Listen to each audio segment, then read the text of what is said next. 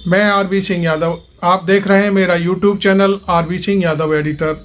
आज हम शुरुआत करते हैं दिल्ली की जो नई नेता हैं रेखा गुप्ता। उन्होंने चीफ मिनिस्टर के रूप में, नए मुख्यमंत्री के रूप में शपथ ग्रहण की है और उस शपथ ग्रहण में बहुत सारा जलवा दिखाया गया है। पीएम नरेंद्र मोदी आए और बहुत सारे लोग आए और जेडीयू से 2 नेता भी शायद शामिल हुए, जो एक कार्यकारी अध्यक्ष हैं और जो एक मिनिस्टर हैं लल्लन सिंह। लेकिन निमंत्रण के बावजूद नीतीश कुमार नहीं आए, ये बहुत बड़ी बात है। इसको लेकर के चर्चा चारों तरफ तेज हो गई है। कुछ चीज़ें हमने रिकॉर्ड की हैं, उनको हम आपको दिखाएंगे। उसमें जो आरजेडी के जो प्रवक्ता हैं भाई वीरेंद्र सिंह, उनका एक बयान बड़ा मज़ेदार है जो आप आगे वीडियो में दिखाऊंगा मैं आपको, और आप उसके हिसाब से फिर बात करेंगे कि उनके बयान के बाद जो जैसे ही उनका बयान वायरल हुआ तो वो दिल्ली तक हलचल मचने लगी कि आखिरकार नीतीश कुमार क्या आरजेडी में जा रहे हैं और आरजेडी के थ्रू इंडिया गठबंधन में प्रवेश करने वाले हैं। ये चीज़ आपको ये देखने को मिलेगी इस वीडियो में। तो आपने मेरा वीडियो यदि पूरा देखा और उसको लाइक किया तो मुझे लगेगा कि हाँ, हमारी पत्रकारिता ठीक दिशा में जा रही है। और चैनल, अभी तक आप नए हैं मेरे चैनल पर तो आप इसे शेयर भी करें मेरी इस वीडियो को, और चैनल को चैनल को सब्सक्राइब ज़रूर करें। सब्सक्राइब करने का कोई पैसा नहीं मिलता, लेकिन हमें अच्छा लगता है कि हमें आपके सब्सक्रिप्शन से हमें ताकत मिलती है। Thank you. आप देखिए अब ये वीडियो जिसको हमने रिकॉर्ड किया है कुछ चीज़ें। ईश्वर की शपथ लेती हूँ कि मैं विधि द्वारा स्थापित भारत के संविधान के प्रति सच्ची श्रद्धा और निष्ठा रखूंगी। मैं भारत की प्रभुता और अखंडता अक्षुण्ण रखूंगी। मैं मुख्यमंत्री के रूप में अपने कर्तव्यों का श्रद्धापूर्वक और शुद्ध अंतःकरण से निर्वहन करूंगी। जेएनयू अब रेखा गुप्ता के जेएनयू को बंद करने के जो बयान दिए गए थे उनको भी हम देखना चाहेंगे और आपको भी दिखाना चाहेंगे। आप भी देखें कि रेखा गुप्ता ने उस समय क्या कहा था। भाई, मुझे बहुत अच्छा लगा आज का अखबार पढ़ के, जिसमें जेएनयू के वो लोग जिन्होंने स्वामी विवेकानंद, हमारे देश के युवाओं के परोधा, उनकी मूर्ति तोड़ी, उस पे अभद्र टिप्पणियां लिखी, ऐसे लोगों को ना केवल एफआईआर, उनको जेल में सलाखों के पीछे डाल देना चाहिए। मैं कई बार ये सोचती हूँ कि ये जेएनयू ही ऐसी यूनिवर्सिटी क्यों हो गई है जहां पूरी की पूरी देश विरोधी गतिविधियां होती हैं। कल फ्री का खाते हैं, वहां पे 10 रुपए, मात्र 10 रुपए महीने की फीस में वो लोग वहां पे हॉस्टल में रहते हैं, वर्षों पड़े रहते हैं। पीएचडी के नाम पे 50-50 साल के वो आदमी वहां पे रह करके कि हम स्टूडेंट हैं और वहां पे रह रहे हैं, वो फ्री बिजली पानी इस्तेमाल करते हैं। आज यदि प्रशासन ने ये सोच करके कि वहां पे वो लाइट खुली छोड़ देते हैं, पंखे खुले छोड़ देते हैं, गीजर खुले छोड़ देते हैं, ऐसा सोच के अगर बिजली के चार्ज लगा दिए तो क्या बुरा किया है कि आप जितनी बिजली इस्तेमाल कर रहे हैं आपको पे करना होगा। आप जो भी हॉस्टल का नुकसान कर रहे हैं वो आपको पे करना होगा। 10 रुपए में क्या होता है? 10 रुपए आप चलते चलते किसी भिखारी को भीख भी दो तो वो मना कर देता है कि 10 रुपए नहीं लूंगा, और ऐसे में आप पूरे महीने हॉस्टल का कमरा इस्तेमाल कर रहे हैं 10 रुपए। उसे यदि प्रशासन ने 300 रुपए महीना कर दिया, आप स्टूडेंट हैं, आप 300 रुपए अफोर्ड नहीं कर सकते। एक तरफ आप लाख रुपए का मोबाइल जेब में डाल के चलते हैं, 3000 रुपए की जीन्स पहनते हैं, 2000 रुपए की टी शर्ट पहनते हैं, दारू पीते हैं, सिगरेट पीते हैं, जूते पहनते हैं 8-8 हजार रुपए के। 300 रुपए अफोर्ड करने में दिक्कत है, उसके लिए संसद पे जाके प्रदर्शन करते हो, संसद का समय खराब करते हो, लोगों को मिसगाइड करते हो, देशद्रोही काम करते हो। ऐसी यूनिवर्सिटी जो इस प्रकार से गंदी हरकतें करे, देशद्रोही काम करे, दिल्ली में, देश में होनी ही नहीं चाहिए। तुरंत प्रभाव से इसे बंद कर देना चाहिए ऐसे लोगों को जो हमारे देश के युवाओं को भ्रमित करे। मैं कहती हूँ क्यों ना हम सब मिलकर के इनके खिलाफ प्रदर्शन करें कि जेएनयू को हमारे देश में होना ही नहीं चाहिए। अब बताइए रेखा गुप्ता अब क्या करेंगी? अब तो दिल्ली की वो सीएम हैं, क्या बंद कर देंगी? क्योंकि वो तो दिल्ली की मालकिन है और वो यदि ऐसा करती हैं तो ऐसा कुछ हो सकता है। हालांकि हम आपको याद बता दें कि शायद रेखा गुप्ता ये काम नहीं कर पाएंगी।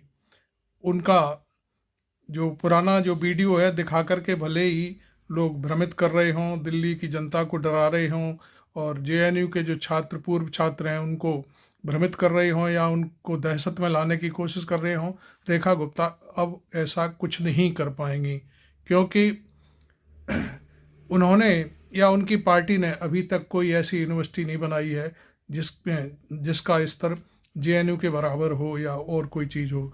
हालांकि ये वीडियो हम आपको इसलिए दिखा रहे हैं कि इसमें सारे लोग इकट्ठे हुए हैं उनके शपथ समारोह में, लेकिन एक तरफ तो ये कहानी चल रही है, वो 6 मंत्रियों के साथ शपथ ली है और यमुना किनारे गई हैं और सफाई की बात कर रही हैं कि अब यहाँ पर ये होगा वो होगा जो कुछ भी है।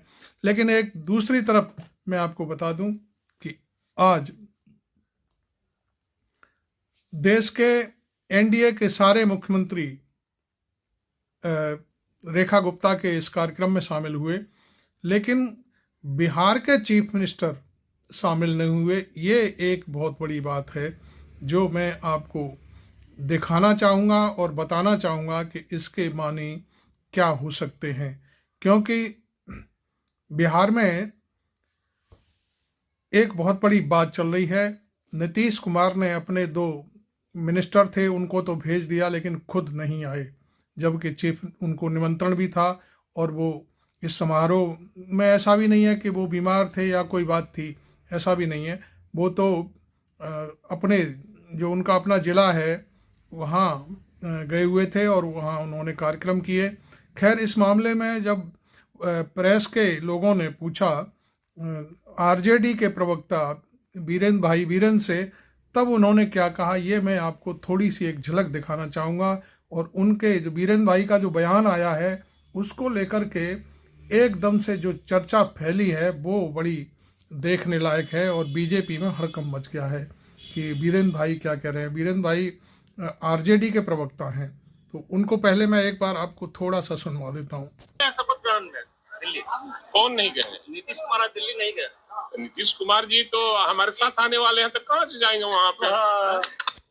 जैसे ही भाई वीरेंद्र का ये बयान प्रेस में आया और वायरल हुआ, इसको देख करके पूरी बिहार के साथ साथ दिल्ली में हवाइयाँ उड़ने लगीं कि चूँकि भाई वीरेंद्र कोई छोटे मोटे नेता नहीं हैं, आरजेडी के सीनियर लीडर हैं और इस समय लालू यादव के वो दाहिने हाथ प्रवक्ता के रूप में बात करते हैं वहाँ पर। तो ये सबसे बड़ी बात है और नीतीश कुमार क्यों नहीं आए ये एक बहुत चर्चा का विषय बन गया। क्या चुनाव लड़ेंगे या इंडिया गठबंधन है और महागठबंधन है और गठबंधन के तहत ही चुनाव लड़ा। लेकिन अखिलेश सिंह तो दूसरा कौन क्या करता वो शीर्ष नेतृत्व नहीं है।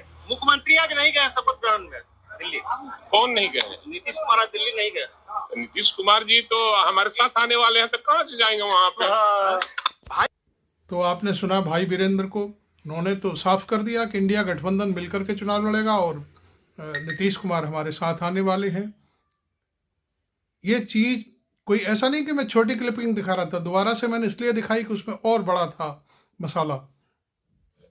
और भाई वीरेंद्र के बयान के बाद ये सारी चीज़ें आगे बढ़ी और तेजस्वी से पूछा पत्रकारों ने, तो तेजस्वी ने साफ कर दिया कि भाई वीरेंद्र पार्टी के बड़े नेता हैं, वो उनको अपनी बात रखने का पूरा हक है, हम उसमें कुछ नहीं कह सकते। हाँ, वो नेता हैं लेकिन मैं सबसे बड़ा नेता हूँ आरजेडी का, ये बात उन्होंने कह करके टाल दी। आपको मालूम है कि लालू प्रसाद यादव नीतीश के सवाल पर बार बार कहते हैं कि हमारा हमेशा दरवाज़ा खुला हुआ है नीतीश कुमार के लिए। अब नीतीश कुमार को भी अपने दरवाजे खोलकर रखना चाहिए। कई बारी लालू यादव बहुत ही गहराई से जो बयान देते हैं उसके माने बहुत अच्छे निकलते हैं और मैं समझता हूँ सच्चाई भी सामने आती है। कुछ दिनों पहले पत्रकारों ने जब लालू प्रसाद यादव जी से पूछा तो उन्होंने कहा कि भारतीय जनता पार्टी सरकार बना रही है, तो उन्होंने एकदम दो टूक कह दिया, कैसे बना लेगी, हम हैं ना यहाँ।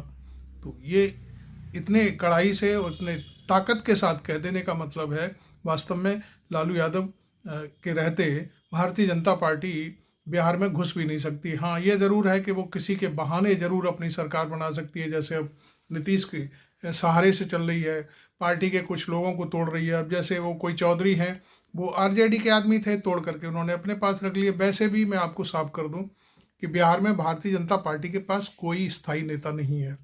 रविशंकर हैं, वो रविशंकर किसी काम की बात नहीं करते और शायद मुझे लगता है नरेंद्र मोदी उन्हें पसंद भी नहीं करते। कई और बहुत सारी चीज़ें हैं। चीफ मिनिस्टर के लिए वहाँ पर कोई ऐसा व्यक्ति नहीं है कि जो वहाँ एक नेतृत्व संभाल सके। देखिए, भगवत आज़ाद के बेटे कीर्ति आज़ाद हैं, वो इस समय कुछ दिनों तक भारतीय जनता पार्टी में रहे, वो सांसद भी रहे, लेकिन अब वो पार्टी से दूर हो चुके हैं। और भी कई एक लोग हैं, एक और हैं वो मुंहफट नेता हैं, मिनिस्टर भी हैं, वो समय समय पर बातें बोलते रहते हैं। तो ऐसे लोगों को भी शायद नरेंद्र मोदी ज़्यादा पसंद नहीं करते। खैर, आपने ये देखा, मेरा मकसद सिर्फ दिल्ली में सीएम की जो शपथ ग्रहण है उसको दिखाना नहीं, बल्कि दिल्ली में सीएम की जो शपथ ग्रहण थी उसमें 20 मुख्यमंत्री आए हुए थे, लेकिन बिहार के मुख्यमंत्री वहाँ नहीं पहुँचे। ये मेरा था मकसद खबर दिखाने का, और इससे मुझे लगता है कि ये बड़ा चिंता का विषय है। बिहार में, पटना में जो कुछ भी होता है उससे दिल्ली में हलचल जरूर मच जाती है। तो खैर, आपको ये वीडियो अच्छा लगा हो तो इसे शेयर भी कर लें और अपने लोगों तक पहुंचाएं, या इसको अच्छा लगा हो तो इसे लाइक भी करें। मेरा चैनल अभी तक आपने सब्सक्राइब नहीं किया है तो ज़रूर कर लें। Thank you very much. मैं आरवी सिंह यादव।